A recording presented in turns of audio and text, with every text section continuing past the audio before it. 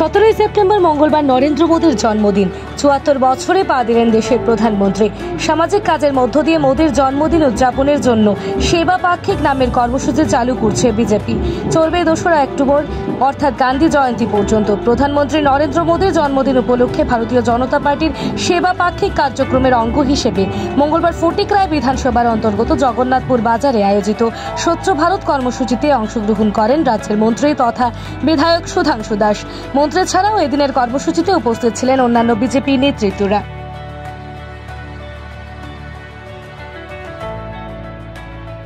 আজ বিশ্বের সর্ববৃহৎ রাজনৈতিক দল ভারতীয় জনতা পার্টির সর্বোচ্চ নেতা তথা বিশ্বের সবচেয়ে জনপ্রিয় প্রধানমন্ত্রী শ্রদ্ধেয় নরেন্দ্র মোদীজির আজ জন্মদিন।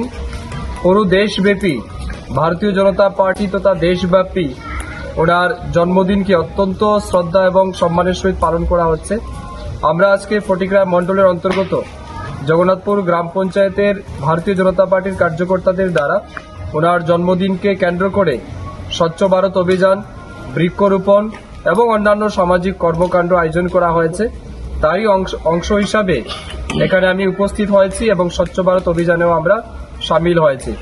আজকের এই বিশেষ অনুষ্ঠানের মাধ্যমে আমরা নরেন্দ্র মোদীজিকে ওনার জন্মদিন স্মরণীয় করতেই আমরা এখানে উপস্থিত হয়েছি। আমরা ঈশ্বরের কাছে প্রার্থনা করি নরেন্দ্র মোদীজি যাতে আরও বেশি সুস্বাস্থ্যের সহিত আমাদের দেশবাসীকে সেবা করতে পারেন। ওনার মতো এই মহান নেতৃত্ব আমাদের দেশবাসীর জন্য সত্যি সৌভাগ্যের বিষয়।